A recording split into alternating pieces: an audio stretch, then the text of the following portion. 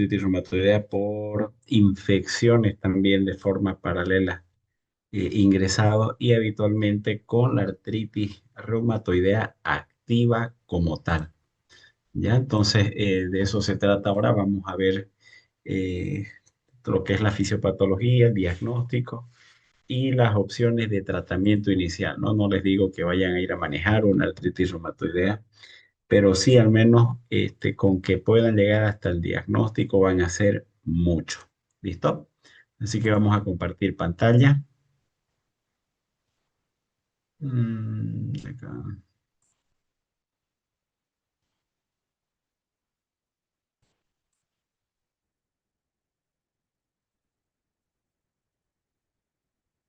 Ok,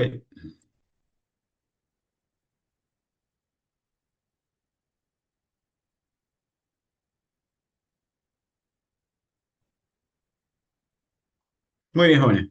Cuando hablamos de artritis reumatoidea, estamos hablando de una enfermedad inflamatoria sistémica crónica, ¿ya?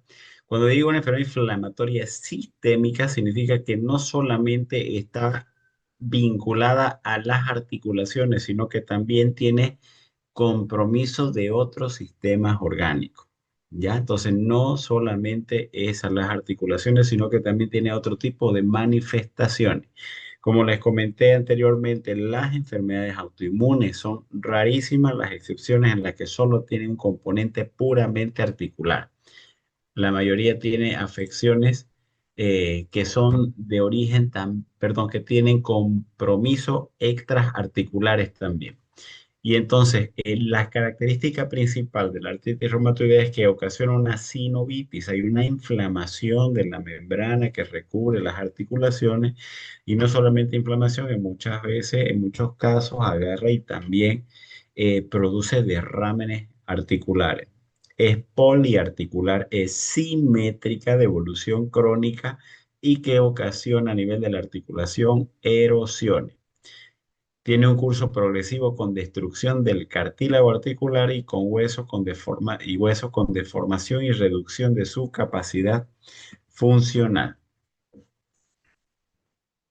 Tiene una prevalencia del 1%, la relación es de 3 mujeres por cada hombre, el pico entre los 35 y 40 años y el 50% sin tratamiento puede llegar a tener invalidez en los primeros 10 años. Imagínense invalidez en los primeros 10 años. Aquellas personas que son diagnosticadas a los 25 o 30 años, imagínense, la mitad de esas personas van a estar ya con invalidez. Por lo tanto, esto va a cortar la expectativa de vida entre 3 a 18 años. ¿Alguien me puede decir cuánto es la expectativa de vida en Bolivia? 70 años, doctor. Cerca, cerca, cerca. 60, doctor. ¿Cuánto? 60. 60 años. 60 años. A eso quítenle 15 años, a ver. Y está muy en relación también con el lupus eritematoso sistémico, solo que el lupus puede acortar la expectativa de vida hasta 20 años. Wow, es terrible, ¿no es cierto? Por lo tanto, un diagnóstico oportuno, listo, va a condicionar que haya un tratamiento temprano y este sea intensivo. No se olviden que en las enfermedades autoinmunes lo que deben lograr conseguir es de pasar de una actividad de la enfermedad a una inactividad. Así como cuando la diabetes, la glicemia está por encima de 180, estoy garantizando que vaya a haber una complicación crónica. ¿Listo? De la misma forma, en las enfermedades autoinmunes, el mantener activa una enfermedad garantiza de que vaya a tener un daño permanente, crónico, invalidante, etcétera. ¿Listo? Entonces, por lo tanto, mientras más inactiva esté, significa que tengo más expectativa de vida, menos internaciones, menos complicaciones, etcétera.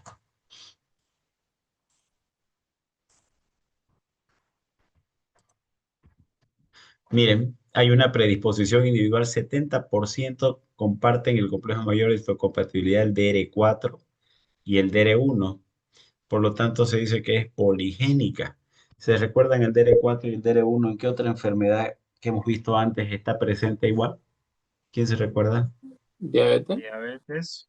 ¿En cuál diabetes? No me digan diabetes como En tal. diabetes, en diabetes tipo 1.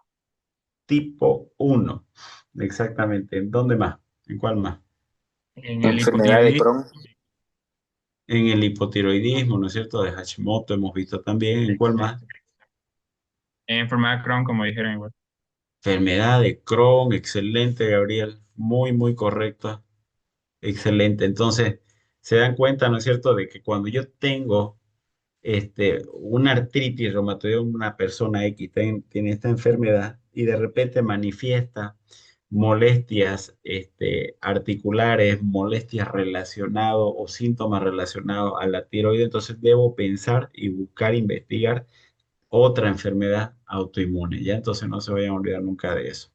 Hay factores ambientales que pueden predisponer también, entre ellos el virus de Epstein-Barr, tuberculosis, citomegalovirus, micoplasma como atípico, rubeolas, parvovirus. El único factor ambiental en realidad demostrado es el tabaco, no se demostró ni se relacionó con el alcohol, ¿ya? Factores hormonales, la testosterona y el cortisol bajo también. Y todo esto lo que va a ocasionar, ¿qué cosa? ¿No? Una predisposición genética más la exposición a un factor ambiental o hormonal va a desarrollar una consecuencia inmunológica.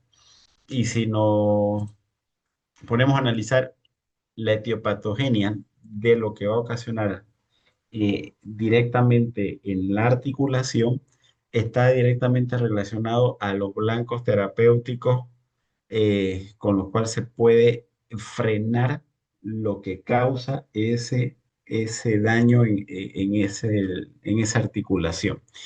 Por ejemplo, cuando inicialmente se activan las consecuencias inmunológicas, lo primero que se va a activar es una infiltración de los linfocitos TCD4 en la sinovial.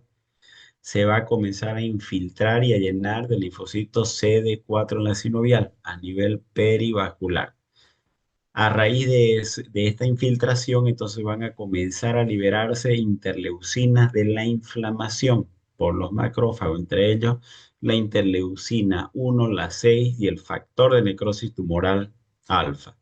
Luego, los linfocitos B van a encargarse de producir autoanticuerpos, o sea, con el factor reumatoideo o contra el péptido cíclico citrulinado, que forma parte del proceso de citrulización o citrulinación, en el que la arginina, que es un aminoácido, ¿no es cierto?, a través de la citrulina va a hacer de que haya una respuesta como que aberrante y forme antígenos, y estos antígenos van a formar anticuerpos que van a tener consecuencias inmunológicas dañando la articulación como tal. Bien, entonces, primero se infiltra CD4 en la sinovial. Grábense eso. ¿Cuál es el punto blanco donde afecta la artritis reumatoidea? ¿Qué parte de la articulación? La sinovial, no se olvide. Estos linfocitos CD4 desencadenan la reacción de la inflamación a través de activación de macrófagos y linfocitos B. ¿Ok? Esto que va a dar como consecuencia que estas citoquinas de la inflamación acarreen a otras células conformando el pagnus. Y este pagnus va a tener, ¿no es cierto?, la asociación de fibroblastos, de mastocistos y osteoclastos, ¿ya? Que van a finalmente generar proteasas. Y estas proteasas se van a encargar de la destrucción ósea. Cuando hablamos de la artritis reumatoidea, tenemos que los causantes de las enfermedades, de la enfermedad sistémica es cuando se activa toda la respuesta inflamatoria y autoinmune con la formación de autoanticuerpos. Sin embargo, cuando se forma ya todo el pagnus de la inflamación, ya, entonces aquí estos son los que se van a encargar de la destrucción ósea. Listo. Esta es la secuencia fisiopatológica que habitualmente ocurre en la artritis reumatoidea. Y cada uno de estos corresponde a un blanco en el tratamiento de la artritis reumatoidea. Por ejemplo, si yo quiero dar medicamento para frenar desde un inicio toda la secuencia inmunológica, entonces voy a dar, ¿no es cierto?, medicamentos inmunosupresores para que no se infiltren del linfocito CD4. Entonces ahí tenemos lo que son el metotrexate y la leflunomida. Ahora, si quiero dar medicamentos para bloquear la respuesta inflamatoria contra los macrófagos, por ejemplo, entonces voy a dar antifactor de necrosis tumoral como el infliximab, etanercept, etcétera, que esto ya vendrían a ser anticuerpos monoclonales. O también se puede utilizar los autoanticuerpos anti-CD20 que van a frenar también la producción del linfocito B, por lo tanto, la producción de autoanticuerpos contra la citrulina que va a ir a afectar a las articulaciones a nivel sistémico y en otros órganos. Entonces ahí se puede utilizar lo que es el rituximab. Y por último, ¿no es cierto? Para evitar la destrucción ósea, allá en el último peldaño, entonces están ahí recién los AINES y los corticoides. Entonces es por eso de que cuando yo quiero frenar la inflamación final, lo que le va a doler al paciente, lo que le duele, la rigidez, la sinovitis matutina que tienen, es lo que yo hago simplemente con el AINE y el corticoide, es parar nomás la producción excesiva del PANUS a través de ese proceso inflamatorio que se ha iniciado y eso es lo único que hago, tratar de evitar en lo posible la destrucción ósea, pero no estoy frenando todo lo demás, toda la secuencia. Puede seguir viniéndose a producir la infiltración con los linfocitos CD4, macrófagos, la producción de autoanticuerpos y puede seguir habiendo enfermedad sistémica. Por eso es que no modifican la enfermedad ni los AINE ni los corticoides. Los que modifican la enfermedad son aquellos que me van a disminuir las lesiones en las articulaciones. ¿Listo? Entonces, que quede claro esto porque les puedo preguntar cuál es la secuencia fisiopatológica autoinmune en la artritis reumatoide. Tendrán que describirme esta imagen.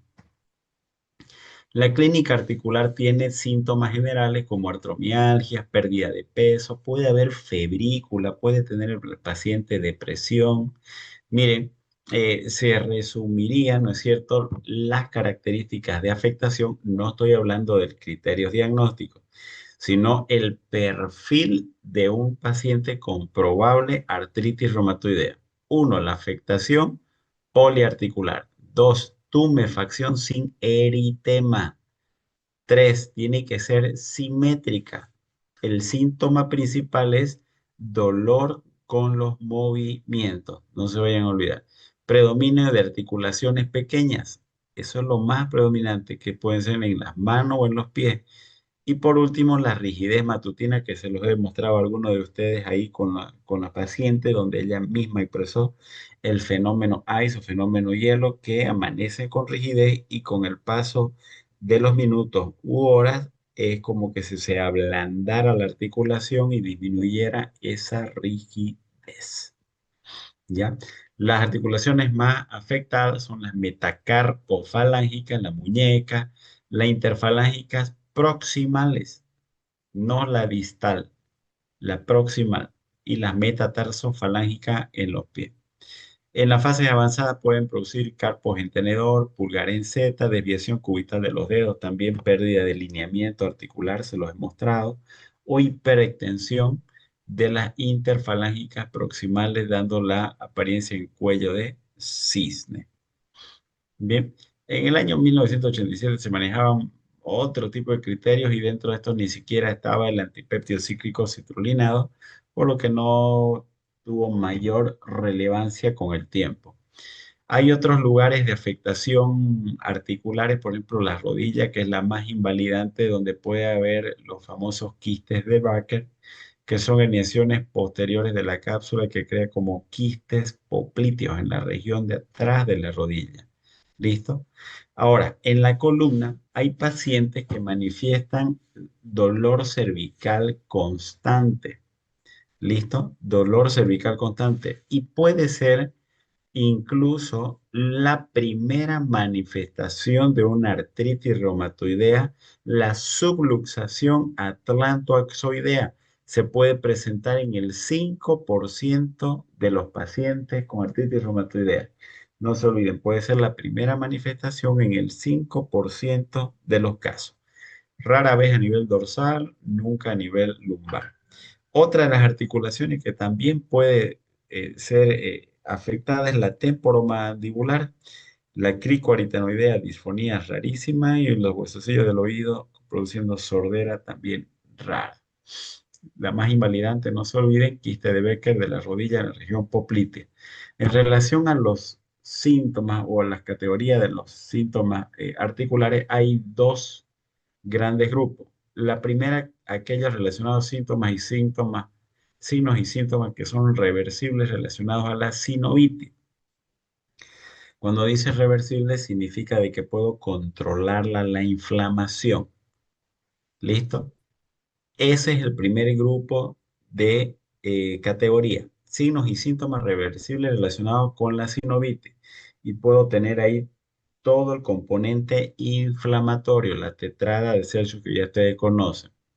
Ahora, cuando ya la persona no hizo nada y avanzó el proceso, ya puede venir con un daño estructural irreversible causado por la sinovitis y manifestar síntomas ya de las complicaciones irreversibles por el daño estructural que se ha lesionado. ¿Ya? Entonces son dos grandes grupos. La sinovitis es lo que va a llevar a la destrucción crónica en el tiempo. ¿Ya? Entonces son dos categorías diferentes. Y esto es útil para estadificar la enfermedad, determinar el pronóstico médico o quirúrgico.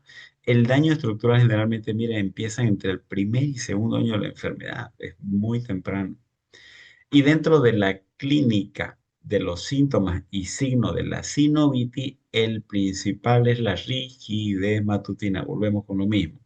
Característica universal de inflamación sinovial en la artritis reumatoide, así como otros trastornos reumáticos sistémicos.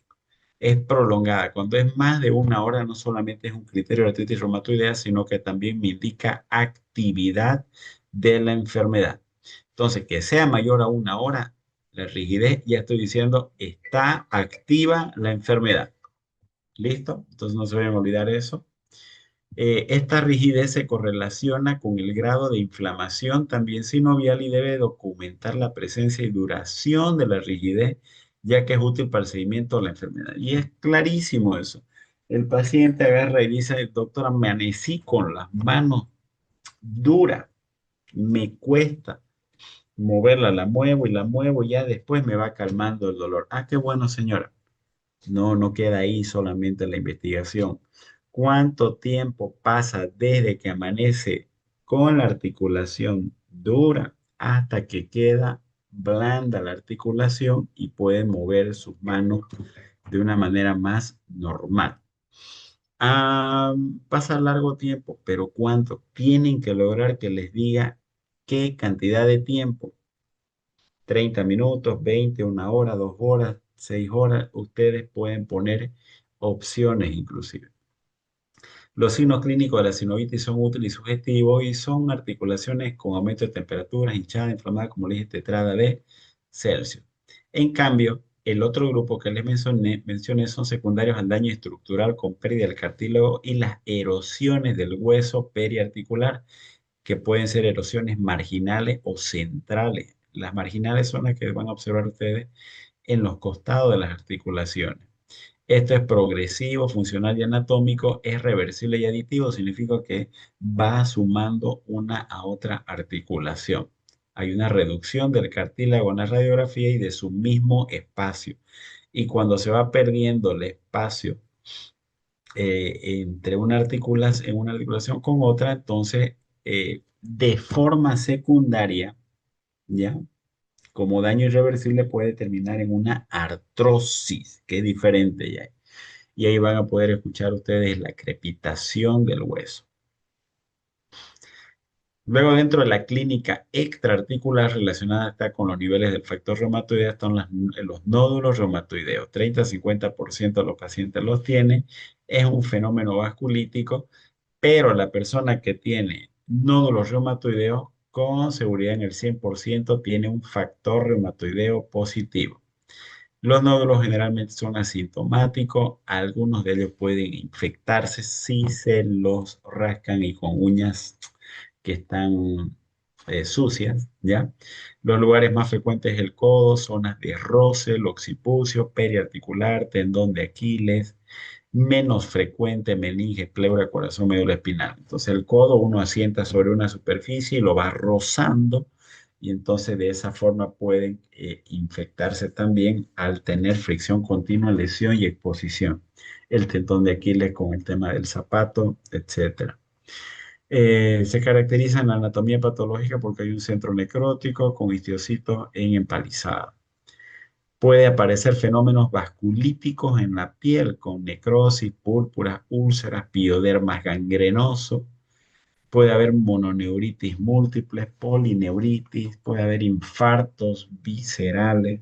Ya es importante el daño vascular. Ojo, aquí no estamos hablando, imagínense, del compromiso articular. Estamos hablando de compromiso extraarticular. El paciente puede estar doliéndole las articulaciones, pero agarran y ven ustedes en las piernas imágenes o lesiones purpúricas o necróticas en los pulpejos de los dedos de los pies, entonces tienen que llamarle eso la atención. A nivel pleuropulmonar, aunque ocurre más en los hombres, son dos las características principales. La pleuritis con derrame pleural y la fibrosis intersticial. O sea que hay una serositis, no se olviden. Fibrosis intersticial. Por eso, antes de iniciar tratamiento a un paciente con artritis reumatoidea, debo realizarle una radiografía de tórax para ver si es que no tiene una fibrosis secundaria a la misma artritis reumatoidea porque el metotrexate, si se lo indica, también puede producir fibrosis pulmonar. Y menos frecuente hipertensión pulmonar, bronquiolitis, nódulos que presenten cavitaciones, fístulas, puede llevarlos también a neumotórax o estar asociado a lo que es el síndrome de Kaplan, que es la asociación de artritis reumatoidea con neumoconiosis, etcétera. A nivel cardíaco puede haber pericarditis, puede haber una dilatación de la raíz aórtica con aneurisma de la aorta con riesgo de perforación o de disección, mejor dicho, ¿ya? Otros taponamientos, arritmias, lo más común acá es pericarditis. Entonces tenemos acá serositis pleural y a nivel pericárdico. Neurológico puede causar mononeuritis múltiple, síndrome del túnel carpiano, tarsiano, cervical. No hay compromiso del sistema nervioso central. A nivel ocular, la epiescleritis y la escleritis como la primera causa en la artritis reumatoidea. Por lo tanto, cualquier síntoma a nivel ocular que tenga el paciente debe ser valorado por un oftalmólogo. Puede estar asociado a un síndrome de Sjögren, perdón, con una queratoconjuntivitis seca. Puede manifestar datos de osteoporosis aquellos que ya vienen recibiendo corticoides y también se ha visto la asociación de artritis reumatoidea con los linfomas tipo B. No se olviden que cuando hay una infiltración de los linfocitos CD4 también hay una infiltración de los linfocitos B. Ya entonces por esa relación es lo que puede también degenerar el tejido linfoideo en malignidad. El síndrome de Felty, bueno, eso ya también creo que alguna vez les pregunté. Él tiene una triada, artritis reumatoidea con esplenomegalia y citopenia periférica.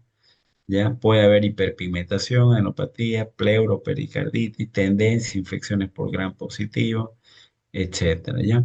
Puede haber nefropatías por AINE, puede haber un síndrome nefrótico, glomerulonefritis por fármaco o lesiones túbulo-intersticiales con injuria renal aguda inicialmente de tipo renal por asociaciones con síndrome de Sjögren, etcétera. Acá de lo más común que puede ocurrir habitualmente son por tema de deshidratación prerrenal, ¿ya? Y por fenómenos vasculíticos. Miren entonces las desviaciones marginales, la falange en cuello de cisne, no se olviden, la articulación que más está afectada son las interfalángicas proximales y no así las distales. También las áreas de yuctapenia osteopenia yucta articulares, ¿listo? Y las erosiones que pueden ser habitualmente marginales. Wow. Miren esta desviación acá, desviación de los dedos del pie, inclusive pueden llegar en algunos casos hasta fracturarse y aquí las erosiones. Ahora, cuando se producen estas desviaciones, por más de que se dé medicamento, por más que se dé fármacos modificadores de la enfermedad o anticuerpos monoclonales, etcétera, una vez está ya destruida la articulación, eso no vuelve nunca más a ser normal. No se olviden de eso. No es suficiente con regenerador del cartílago articular, que colágeno, que infiltración de células madre, que plasma rico en plaqueta, nada vuelve atrás. No se olviden de eso. Acá son los que se producen los nódulos reumatoideos en zona de roce, como les mencioné, 100% presentan el factor reumatoideo positivo. Las gangrenas con necrosis distal, los piodermas gangrenosos con las costras melicéricas, los fenómenos vasculíticos que son siempre a nivel periférico. Y estos fenómenos vasculíticos lo que van a ocasionar obviamente son espasmos súbitos de vasos sanguíneos de pequeño calibre y eso mismo puede producirse a nivel intestinal, ¿ya? Con infartos mesentéricos, lo peor que se ha visto. Es tremendo eso, con áreas de necrosis a nivel intestinal y que terminan con abdomen agudo quirúrgico. La fibrosis intersticial también pueden presentar o derrámenes pleurales, ¿no? Wow, esta es tremenda esta placa. Miren acá, ¿qué se llama esta curva? Curva parabólica de Amoseu. Exactamente. Aquí, ¿qué es lo que le llama la atención? El Un- agrandamiento de la silueta cardíaca. El andamiento de la silueta cardíaca, aquí hay una cardiomegalia, probablemente esto sea un derrame pericárdico, aquí un derrame pleural bilateral y aquí una destrucción importante, ¿no? Del parénquima pulmonar, compatible esto con una fibrosis pulmonar.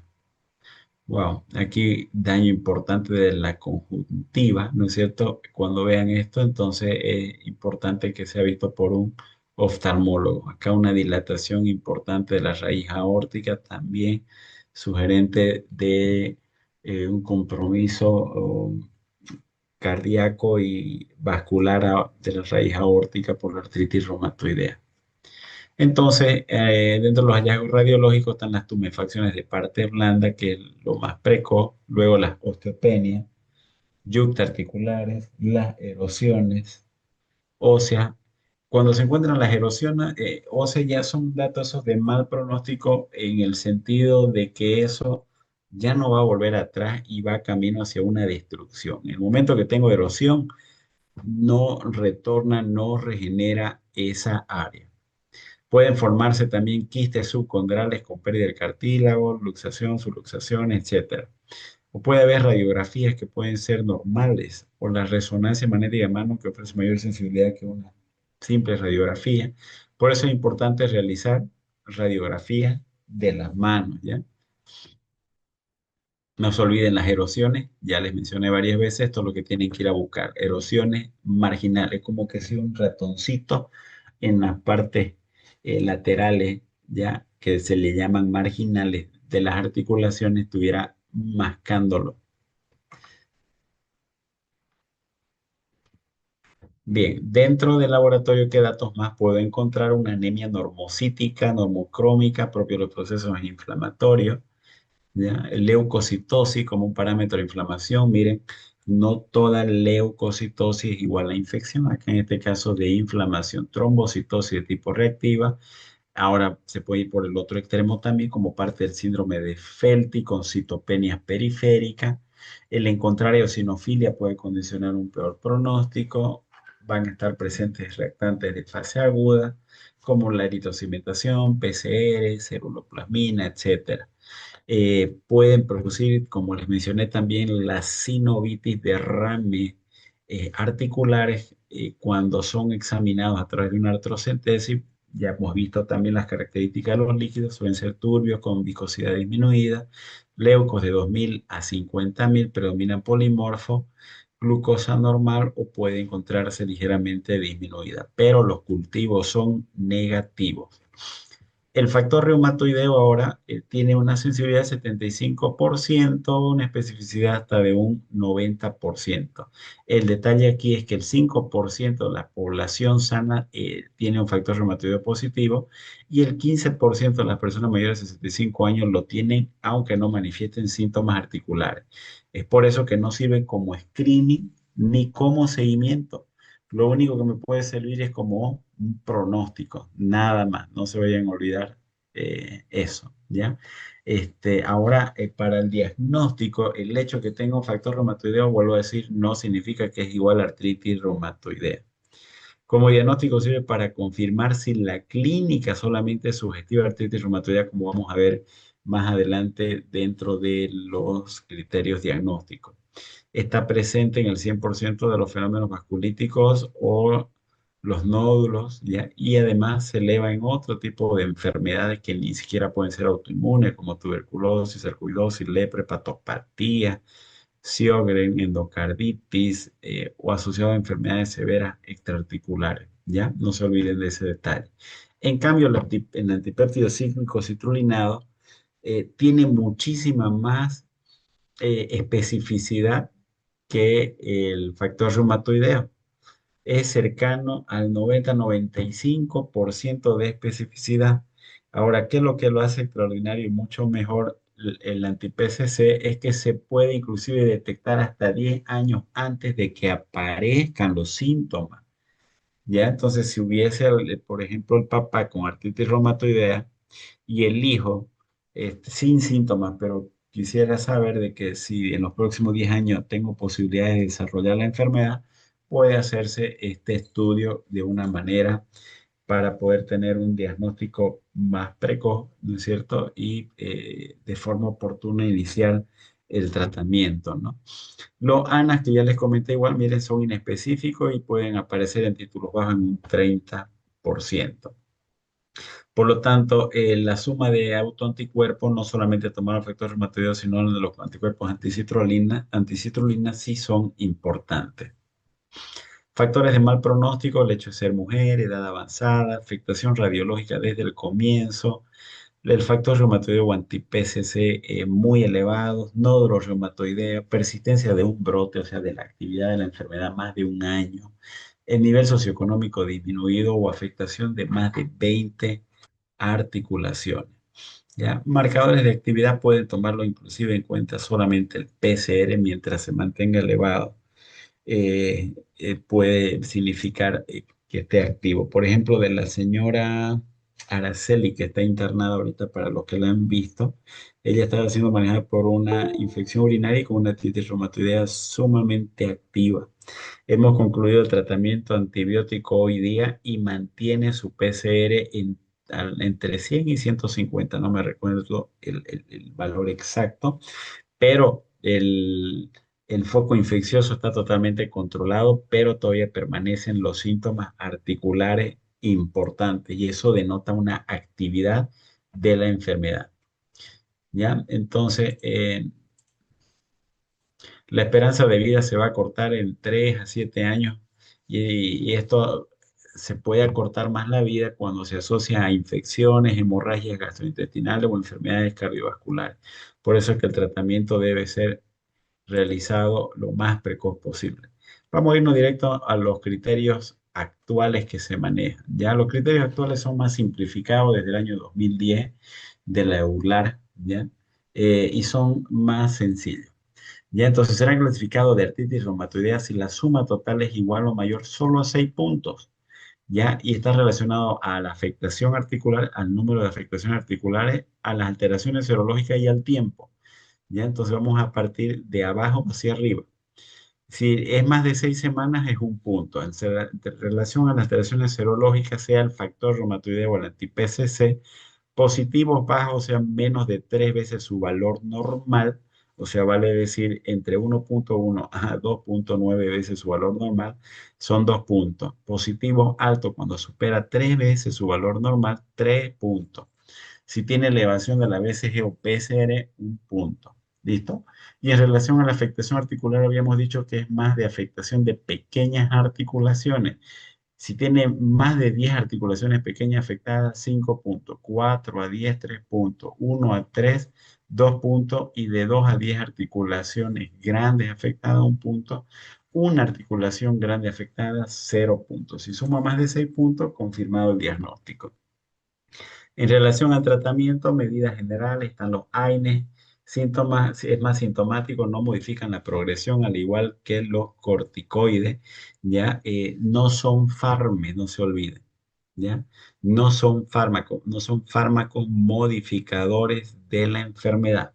Solamente maneja tratamiento sintomático, que sí modifican el curso, no modifican la enfermedad, pero sí modifican el curso. ¿Qué significa eso? Que me sirven como terapia puente hasta que yo pueda de ayudar a desinflamar la articulación para poder dar un fármaco modificador como tal, metotrexate, leflunomida, sulfasalacina, etcétera. Y dependiendo del grado de afectación, se pueden utilizar los fármacos biológicos, como les mencioné, ¿no? El infliximab, el antifactor necroestemoral alfa, antileucina 1, que es el anakinra, anti-CD20, el rituximab, etc. Los objetivos son el alivio del dolor, disminución de la inflamación, protección de estructuras articulares, mantenimiento de la función y control de la afectación sistémica.